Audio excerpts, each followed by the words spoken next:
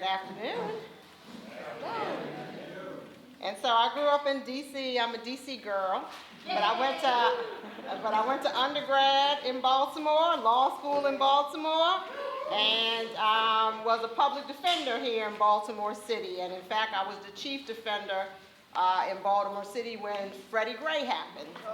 And so our office represented a lot of the protesters and things of that nature. And I credit my time in Baltimore City with many things. So, you know, being a little black girl that grew up in D.C. and then moved out to Prince George's County, I always knew I was black, right? I'm not passing. I knew I was a little black girl, but never really understood, I think, poverty or economics in a way, because I feel like I grew up kind of middle class. And so it was when I came to Baltimore City and I started an internship when I was in law school at the public defender office that I just saw so much of, I guess, the other side, right? So people that looked like me but just didn't have the opportunities. I was just very naive. And I remember I always say I love my baby clients. I really love my juvies, my babies.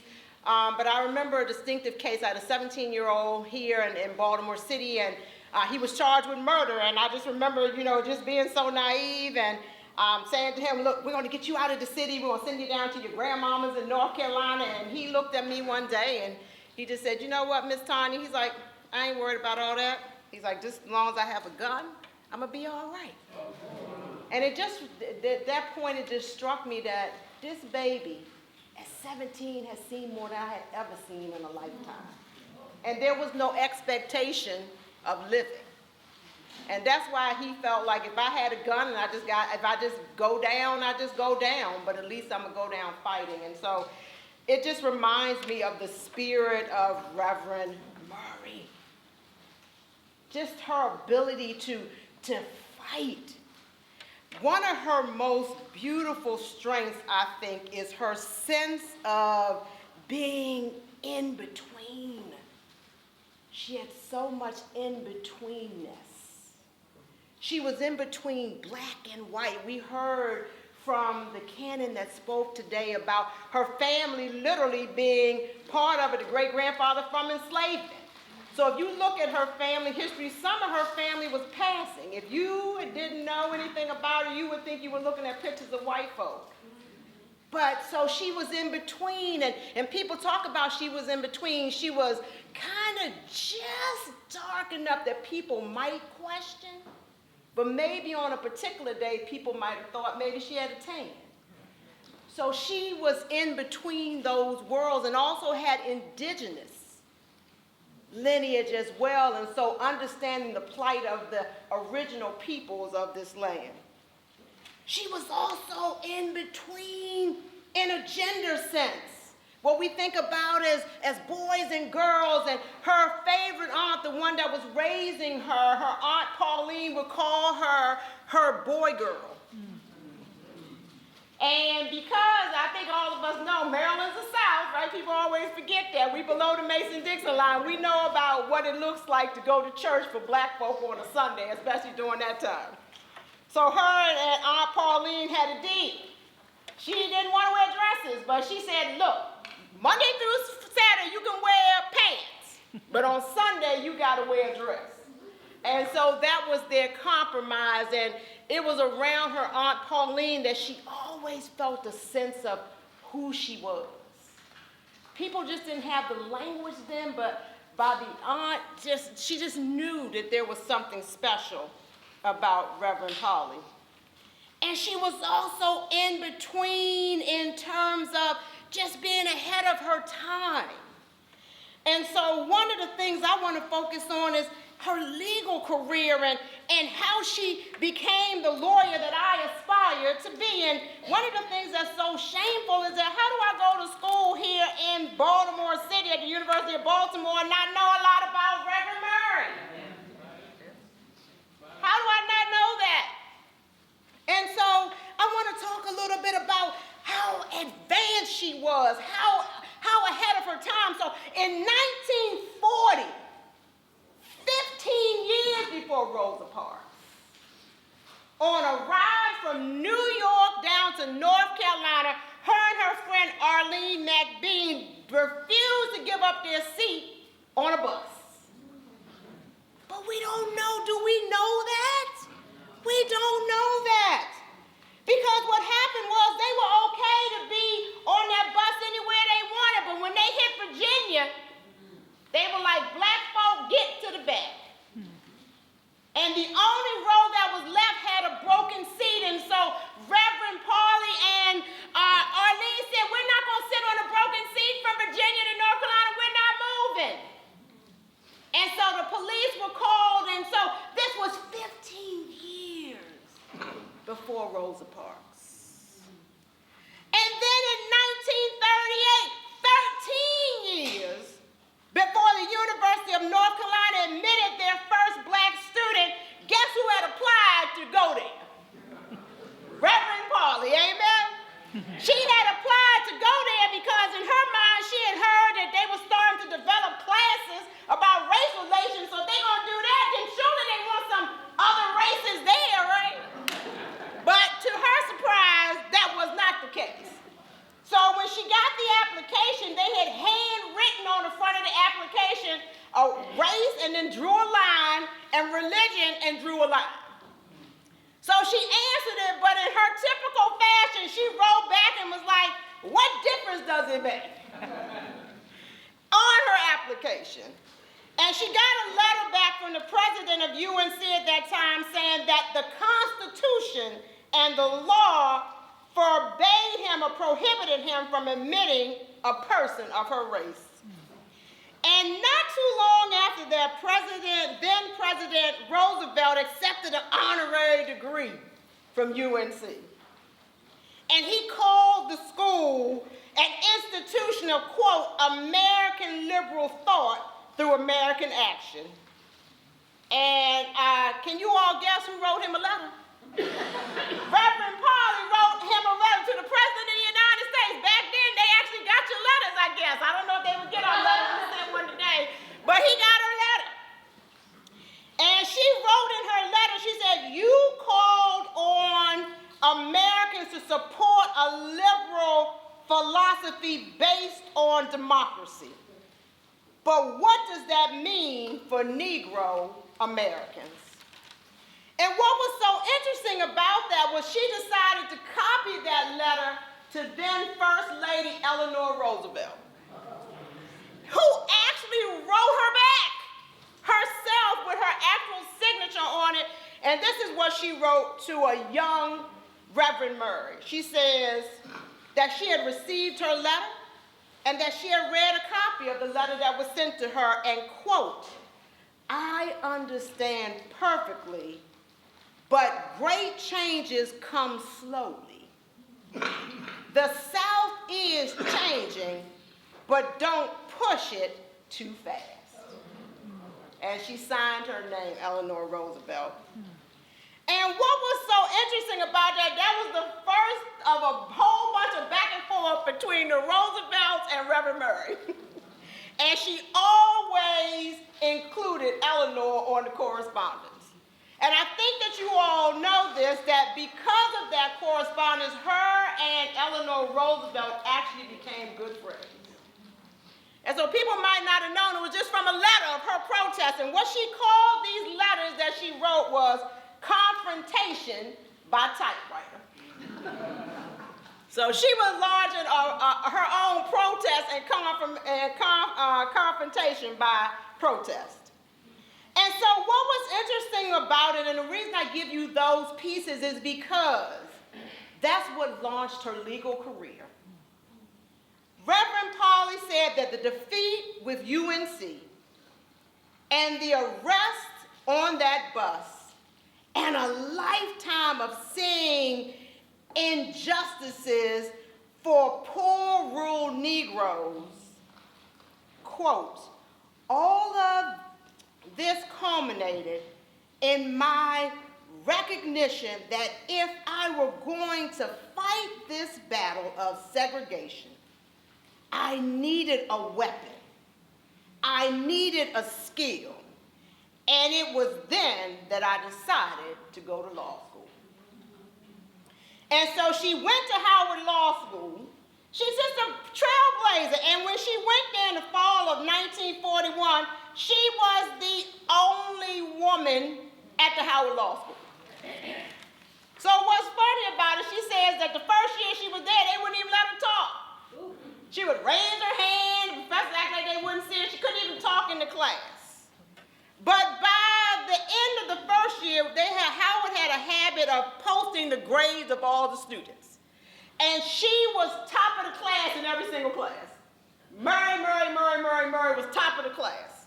And so by the second year, they let her talk. And so she said that was really, just what she would do was just study. She said, my classmates be having these crazy conversations. I just wouldn't even pay no attention to them. And she was doing what she needed to do. And so they not only let her talk, but she became very involved. And so she became the advisor of the student chapter of the NAACP. And she started coining phrases that only she could coin. Because she was letting people know that there's not only a blackness to me, but there is a woman to me, a gender to me. And so she coined the phrase Jane Crow. We knew about Jim Crow, but she talked about Jane Crow. And so what was so interesting to me about her, I just want you all to see how brilliant she was, always ahead of her time, was that in 1943, 17 years before the Woolworth sit-in, she desegregated a diner in D.C. She started experimenting, she says, with nonviolent direct action. And so her and some other Howard students went to a cafeteria in D.C. and said, we want you to serve us. Of course, even in D.C., remember we're below the Mason-Dixon line, they said, oh, we're not serving you. So her and her classmates got their empty trays and sat at the table, and they started their lessons.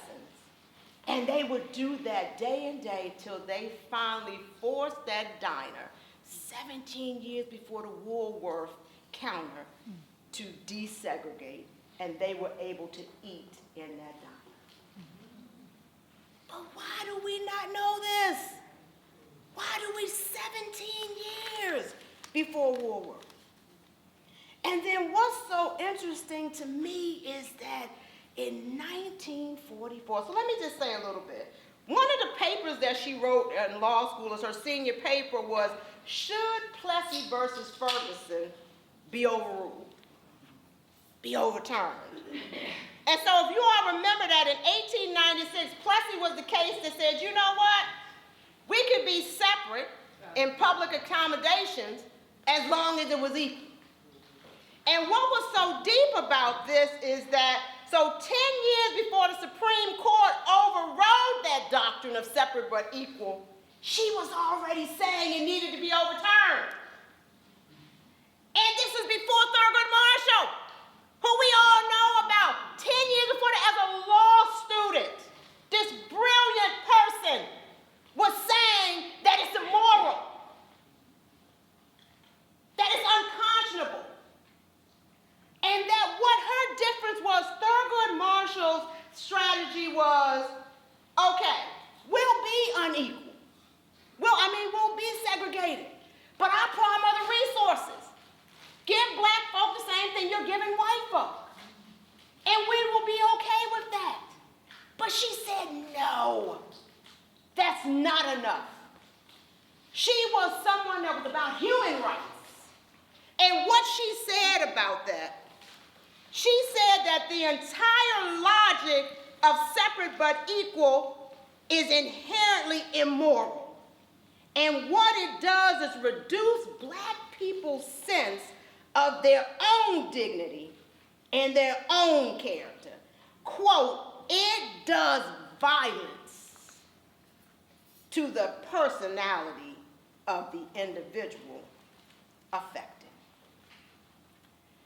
And what's so interesting was that while she was in law school and wrote that paper, one of the people that would then be on the team for Thurgood Marshall when they argued Brown versus Board of Education, Spotsworth Robinson, they had a bet. She said that Plessy will be overturned in 25 years or less. He didn't believe it even then. And so they had a bet. And so when they argued Brown versus Board of Education, guess whose strategy they used? Pauli Murray. They realized that they could not go in and just talk about, just give us equal treatment, just give us equal resources. They needed to talk about the immorality of it, the wrongness of it. And so Spotsworth Robinson, Professor Robinson, pulled out her paper. He pulled out his paper, and the year leading up to Brown, they were using her strategies to craft their arguments. And as we know, they won Brown versus Board of Education using her strategies. But when you see all the pictures, you don't see any women at all. But if you should have seen somebody in the pictures with Thurgood and all these other people, it should have been who? Pauli Murray. And what Spotsworth Robinson said to her was that she anonymously argued the case at the Supreme Court. Because, of course, her name was never mentioned. But it was her strategy that led to that decision. And so I want to just say how it's now continued even now. And I really honor her because as a black woman, I have also had this struggle. Like, I felt all my life like I just need to fight for black people, but where was my girlness? Where was my womanness? Where was my gender? I couldn't wrap my even head around it, right? Because I was a black person first. And what Pauli taught us was that women and people that identify as women, we don't have to choose. We can be both black and a woman. Black, and we can own all of it. And so I honor her for that. Because I remember being at Suitland High School in Lorraine. I went to Lorraine. Some of you might know there's a Catholic school in Suitland.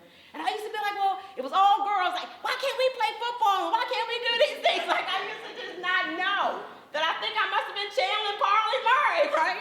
And saying these things about why are people putting limits on me because of the body that I'm in.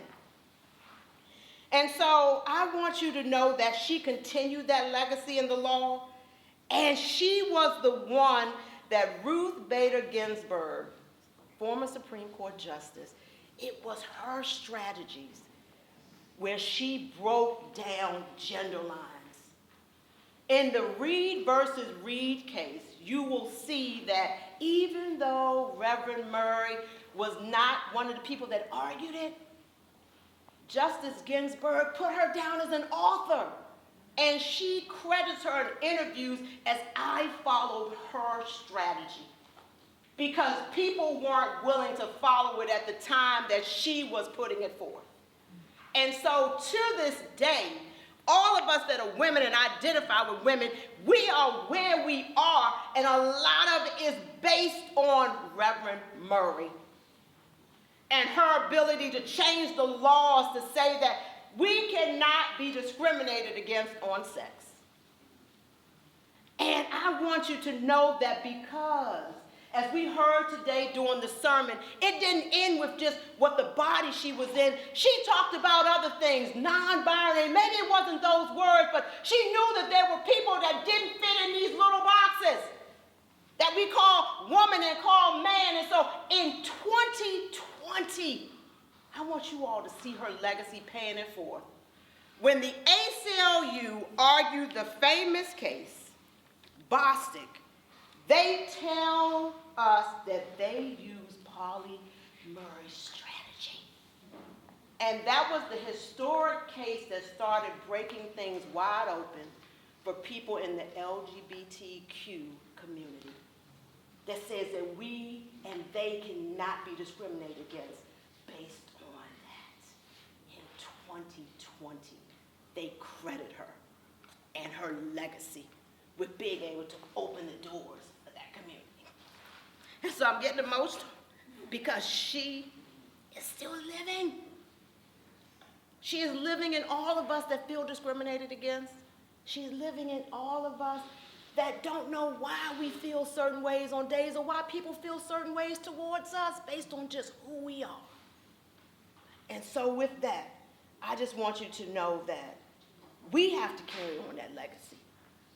We have to look at what she did and continue to put forward the things that she put forward, the ground that she laid for all the people that feel in between. Thank you.